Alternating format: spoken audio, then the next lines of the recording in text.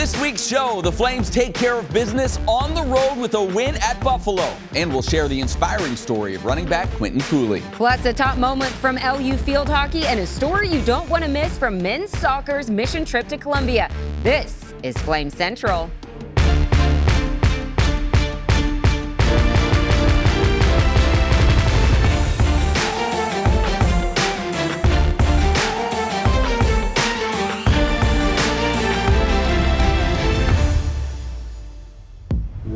I say it every week, but I actually mean it this time. We have a great, I'm talking great show in store for you today. She's Emily Austin. I'm Matt Warner, and this, of course, is Flame Central. You definitely want to see our powerful story on Liberty running back Quinton Cooley. That's just moments away. But first, speaking of football, we start with the Flames' unbeaten start to the season. Yeah, you know, sometimes when you hit the road for the first time, there's a little uncertainty. Liberty hitting the road for the first time this past week. How would they respond? Would they be locked in? The Flames answered all those questions and did so emphatically. Liberty on the road at Buffalo. The theme of this game, if you were looking for one, big plays and the big arm of Quinton Salter. Right. Liberty would jump out in front 10-0 on this 56-yard touchdown throw to Trayon Sibley. He's off to a great start this season. Jump to the second quarter, still 10-0, when Salter slinging it to Elijah Smoot behind the defense. A 42-yard strike. Look out for that equipment, by the way. He almost died. And Liberty would take a 24-14 lead into the half.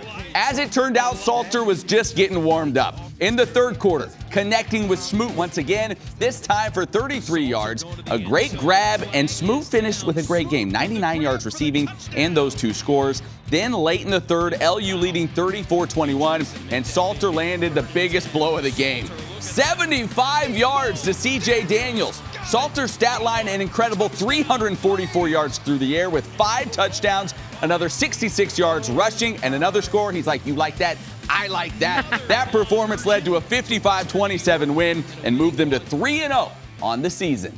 That one seemed like he threw it into the wind like 60 yards. I don't know how far it went, but I mean, his arm is elite, you know, and this is probably the first time we've been around, you know, somebody in a while that has that type of strength. I mean, you can really stretch the field. Now they have to defend that whole field, not just sit on us. And they started sitting on us there a little bit, and we were able to run by them and get some big plays. So he continues to build confidence. He's going to watch the video and have some plays. He went, man, I wish I had that back, because he probably had 2 more touchdowns, to be honest with you. And so we've got to get him to where, as we play better and better teams, as we get tougher and tougher in our conference, you know, we might not get second chances. And so we got to learn from that. You know, typically I like to spread the love and hearsay with EA to show what everyone is saying all about the Flames online. But honestly, this week I had no choice. We're changing the name. It's the Salter segment, people. Well, at least this week. K-Salt was named the CUSA Offensive Player of the Week. I mean, duh. He leads almost every offensive category in the conference. Nationally, he was named to the Davey O'Brien Award, Grade 8, and the Manning Award Stars of the Week. Maddie also made number 2 on David Pollock's Top 5 Dudes of Week 3. You made that list before, right? A long time So this leads us to an interesting question. Is Quinton Salter a dark horse Heisman candidate? Like a lot of people talking about how well this new staff has done developing the QB. Just look at those numbers through 3 games. Crazy, impressive. And he has more than just an arm. Look at this speed. Real Analytics showed Salter reach 19.1 miles an hour on this scramble. You know what that is, Matt? Tell me. Real speed. So I already said it on the Flame Central podcast and told Caden at practice earlier this week that Salt Bay move, that needs to be his next celebration when he finds the end zone. Yeah, he scores so much, he definitely needs a signature celebration. Well, outside of Quinton Salter, a huge piece of this Liberty offense has been running back Quinton Cooley, a transfer from Wake Forest. His story goes much deeper than just football. Raised in an abusive environment, Quinton struggled to find joy and purpose. But as he says, just because it's hard doesn't mean it's forever. Here's Quinton's story.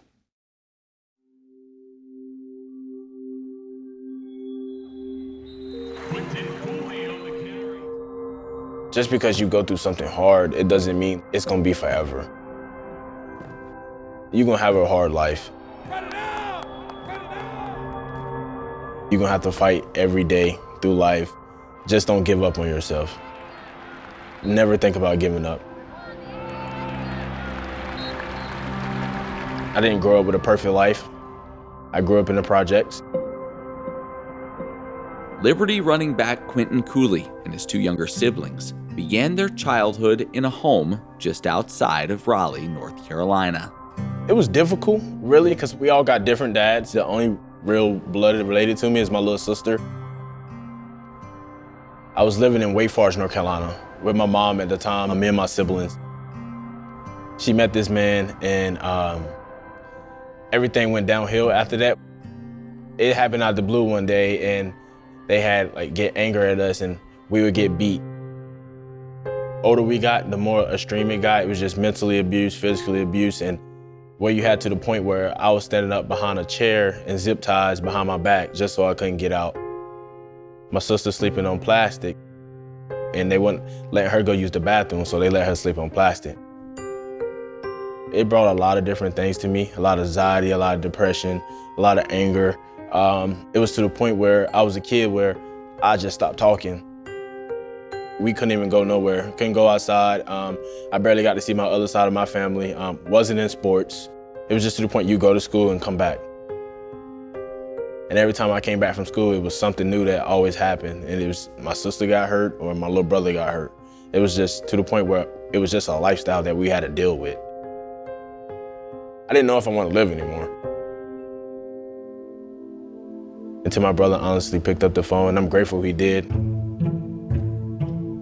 Quinton's brother had sneaked away one evening and secretly called 911. 911, what's your emergency? Within minutes, officers were standing at the front door to investigate. And they came in and they saw us, the plastic, the zip ties and stuff everywhere. They saw bruises on my little sister and stuff, and that was just enough evidence for the police to even just take us away. Quinton's mother and her friend were arrested, and the children were sent to live with friends and family. Quinton would move to Bailey, North Carolina to live with his aunt. But she didn't want us to be far away from each other where we couldn't really see each other no more. So I came in to live with her with 4 other siblings. So it was a lot on her hands, but I'm very grateful that she did because it made me change the way I am now. It made me change the way I looked at the world, made me change the way I looked at different people. And it made me a better and happier person. I always believed in God, and I always believed that He helped me go through that hard path. As Quinton got older, the anger, anxiety, and depression would slowly start to subside. At Southern Nash High School, he would prove to be an excellent student and an outstanding athlete. Quinton Cooley. Quinton Cooley. Give it to Quinton Cooley. I played football, basketball, baseball, and I also ran track. Football was my main sport. Cooley absorbs the contact and muscles his way to the promised land. Quinton's performance on the football field earned him a scholarship to Wake Forest University. But COVID lockdowns and injuries led to limited playing time and increased frustrations. I just wanted to play so bad because it was my freshman year of college, and I came from these good seasons of high school, and now I feel like I couldn't even showcase who I really was. And in college, when you get an injury, it's so hard to come back from because you already know you have other great guys in the room with you that has exactly the same skill set. And it brought me to real bad depression at the point. And so I already had it because I never got treatment from my childhood from it. I was in a dark side of a place. It was to the point where my coach was like, I don't even know who you is anymore. It's not the Quinton Cooley. It was to the point where I wasn't happy. I felt like I needed a new atmosphere. I didn't really feel the love for the game anymore. Quinton would enter the transfer portal, and the Liberty coaching staff was quick to reach out. Head coach Jamie Chadwell and Quinton would make an immediate connection. He was like, are you an academic guy? I was like, yes, I'm an academic guy. And he was like, what's your GPA? I was like, a 3.6. He was like, okay. He was like, I like it. And I didn't know Liberty was a private school. It's a big private school, and it's beautiful. It's the same colors in my high school, and I loved it. When I got led to Liberty, I couldn't stop smiling because I was around people that wanted to talk to you, that want to support you, that want to be there for you. Just because you go through something hard, it doesn't mean it's gonna be forever. You should always love yours and love yourself because everybody doesn't have the same life. everybody grows up very different. It's gonna be real hard, but it's just another challenge. Are you gonna push through it and become a different person in life? Just me facing adversity is just a blessing, and I just really thank God for it because I don't know how I pushed through it without him. Coolie sprinting inside the 20, bangs his way inside the 10, all the way down to the... Thanks to our John Pratt for producing that incredible piece. You know, Matt, it must have been so difficult for Quinton to share his story and how vulnerable he had to be, but also courageous and brave. And you can already tell how many people he's helped and encouraged by sharing his story all over social media where it's been shared. We've had a great reaction to that piece. Also a big credit to his aunt that took he and his sister in, and so many coaches and other people that poured into his life when he really needed it most. It's cool now at this stage of Quinton's life to see how much he's thriving here at Liberty. So happy to have him here on the mountain. All right, we now turn our attention to the only other undefeated program on the mountain. Talk about a hot start for women's soccer, finishing non-conference play with a perfect 9-0 record. As a matter of fact, the Lady Flames hold the longest current unbeaten streak in Division I, and there's much more to brag about this team. LU has also recorded 3 straight shutouts, most recently victories over App State and VMI. Keeper Ansley Leha currently ranks first in the nation with 6 shutouts, only allowing 3 total goals in 9 contests this season. Up next, Liberty is set to start conference play. Well, staying on the pitch, but switching over to field hockey, the Lady Flames just recorded back-to-back shutouts, first at home over ODU, then on the road against William & Mary. One of the keys to that stifling Liberty defense is goalkeeper Azul Aritsidi Idigoshin. She's had plenty of jaw-dropping moments in her career, but the one you're about to see from the 2021 National Championship game is her all-time favorite in a Flames uniform. My name is Azul Idigoshin. I'm the goalkeeper from Liberty Field Hockey. My favorite moment in the Liberty Field Hockey game is the save I made in the championship against Northwestern. Penalty stroke here for Northwestern. A chance to go up 1-0 in the national championship. Benzabacher's the shot and the save from Idigoshin. Unreal.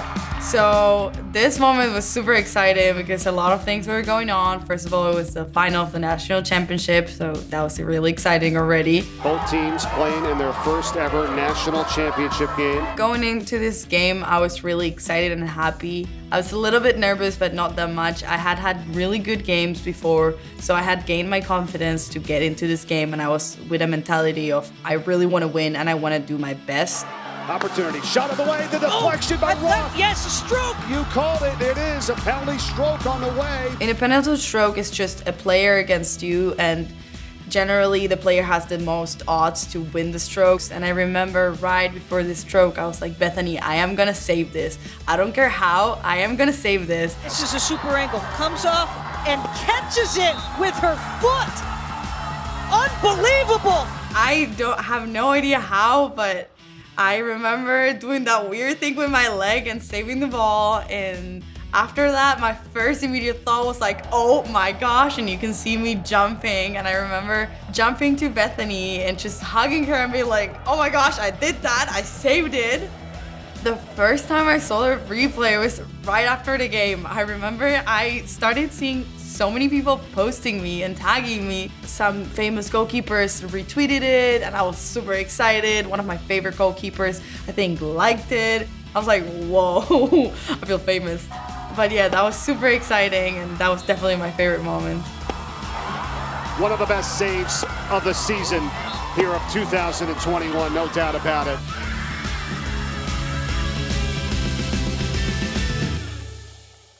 All right, we'll step aside, but coming up, see how soccer has helped change the lives of countless kids in Colombia and how Liberty has gotten involved. Plus, Rhett McGibbon names his top athletes of the week. It's Warm, Hot, and Fuego when Flame Central returns.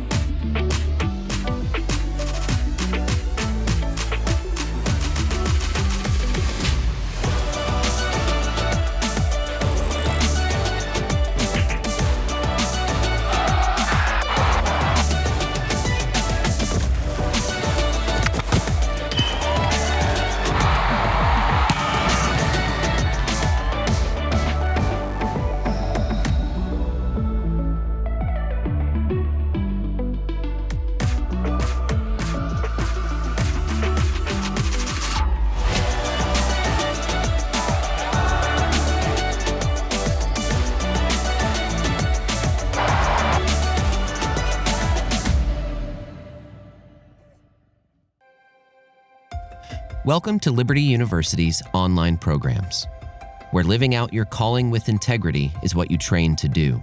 And getting ready for the future doesn't mean missing out on the now. Because a university is more than buildings and books. And an education should set you free, not fence you in. Welcome to Liberty's global campus, where distance learning was pioneered and evolved into one of the top-ranked schools in the nation. Where protecting your budget, your time, and your education isn't just a theory, it's our priority. Here, degrees in your field reflect industry demands and help you get ahead of the competition. Where college comes to you, but you can come to college too. Game day, homecoming, graduation day. Your school, your values, your experience, your choice. Welcome to Liberty University, where we train champions for Christ.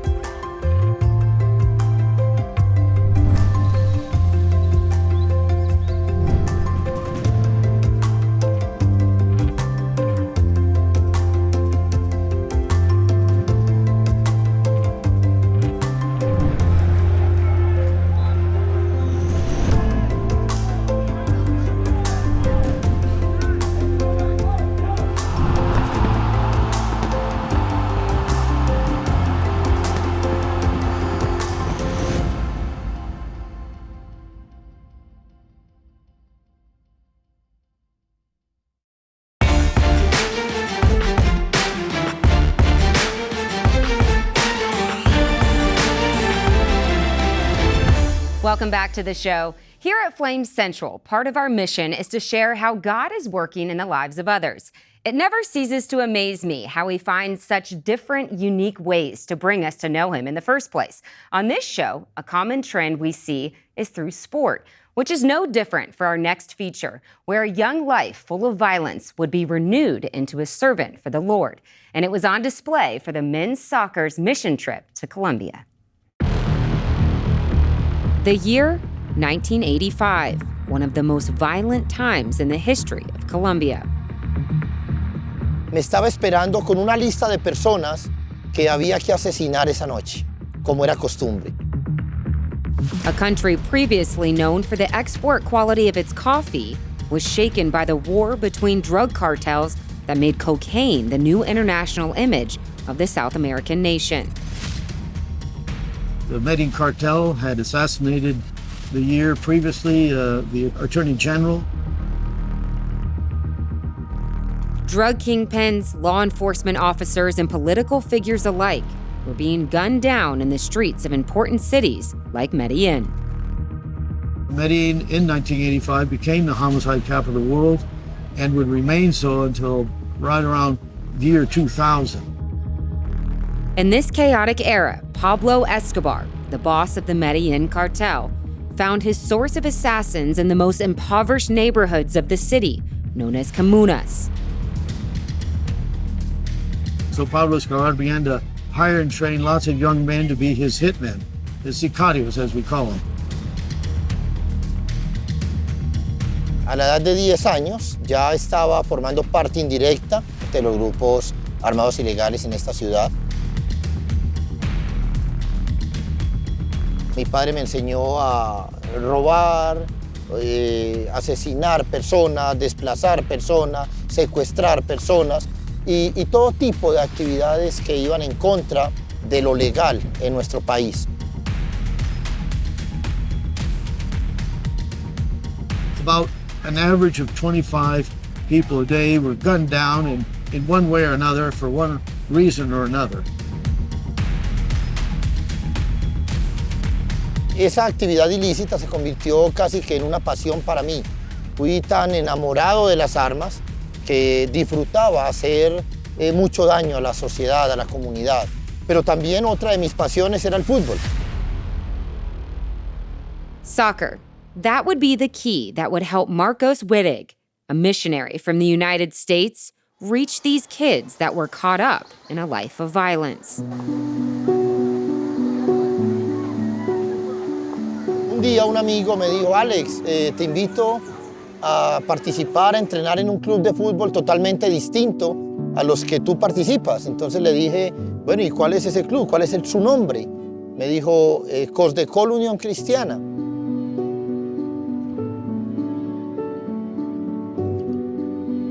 Y después de 2 años tomé la decisión de asistir a un entrenamiento. Cuando llegué a ese entrenamiento me encontré con lo que yo ya me imaginaba. Un entrenador y una Biblia en su mano.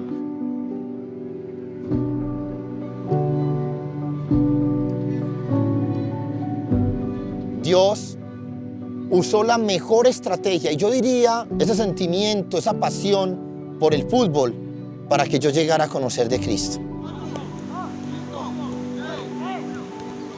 Hoy en día tengo el compromiso de saber que si yo perdí mi niñez y mi juventud en estas actividades ilícitas, tengo la gran responsabilidad de trabajar para que nuestra niñez colombiana, nuestra juventud colombiana, no tenga que pasar por lo que yo pasé.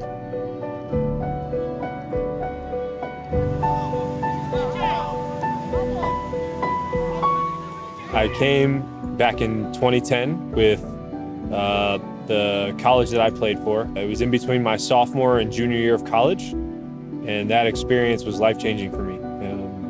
I don't think that I knew that I wanted to get into sports ministry or coaching, probably until coming here and getting to see what the sport of soccer can do and the bridges it can build and the influence it can have really impacted me.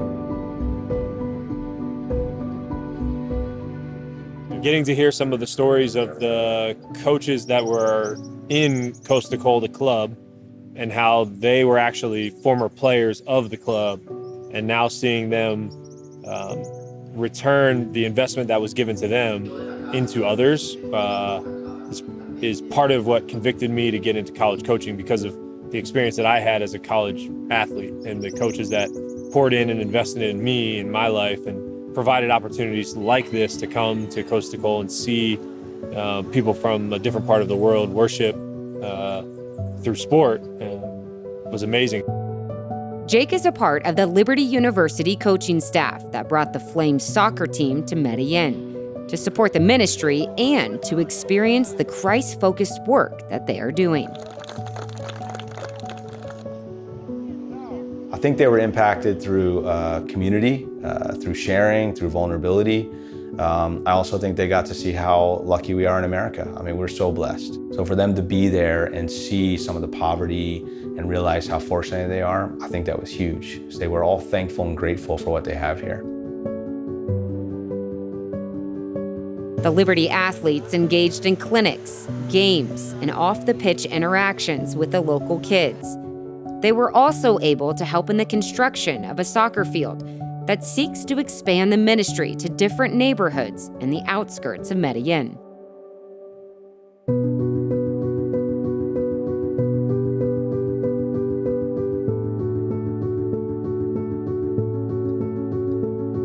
I felt like we can go on an international trip, but we have the chance to go share Jesus.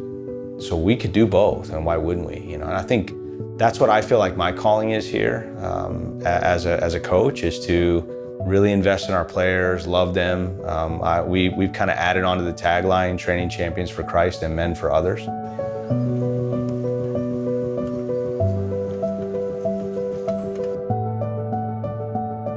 But the Flames' time in Colombia wasn't just about their own growth. The goal of the trip was simple, pointing people to Christ.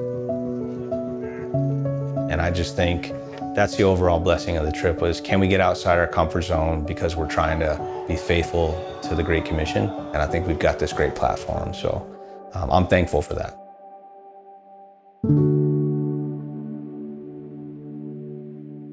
Thanks to Helmut Montoya for producing that piece. Rhett McGibbon's here, which means, of course, time for Warm, Hot, and Fuego. Top player moment from the past week in Liberty sports. Rhett, what's our theme today? Well, you know about spirit animals, right? I've heard of that. I was looking through my people here, spirit insects. I know this is a weird twist, but just I'm get with intrigued. Me. Yeah, I'm intrigued, Rhett. So we're starting off first. The insect is the water bug. Okay. The athlete is Rachel DeRuby. Oh, okay. Because she's just out there. She's so tiny. She's so quick. It's hard to mark her. Like defenders are like, oh, I've got her. And then all of a sudden she spins away and it's just able to cash in. Goal and assist versus the Cadets.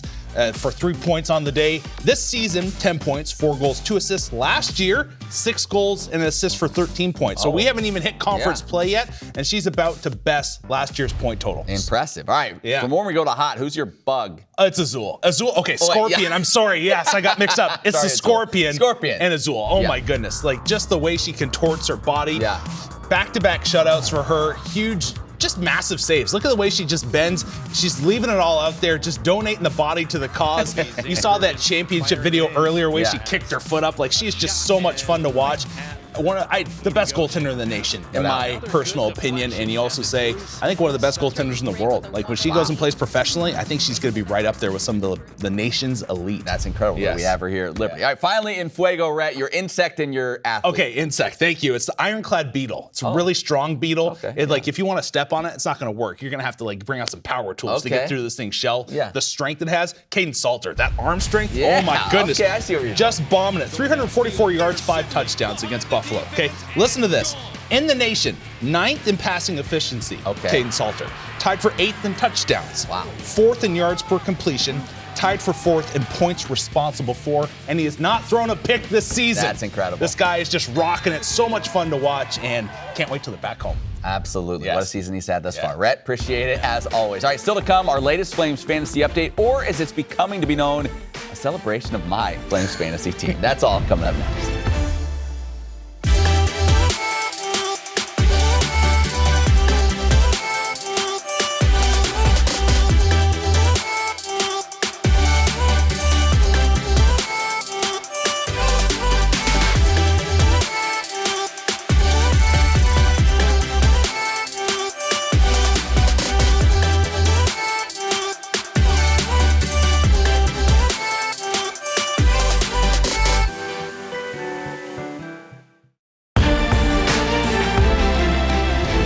Hey, welcome back to the show. We're only 3 weeks into football, and it's already been an exciting start to our Flames Fantasy League. Remember, Joe Yacht, Gimli, myself, all playing, right? The only reason he's saying that is because he's leading the entire season. But as always, who cares who wins as long as it isn't Joe Yacht? No, really, it's a long season, so still anyone's game. Here's a look at our teams. And Matt, you had another huge week. Elijah Smoot, 2 touchdowns, Tyron Dupree, 2 interceptions. It was a good week for Team Warner. Hey, as always, for any stories you might have missed, go to libertyflamescentral.com. Check them out. And Flame Central Podcast, we have it every Monday. For Matt, I'm Emily. We'll see you next week.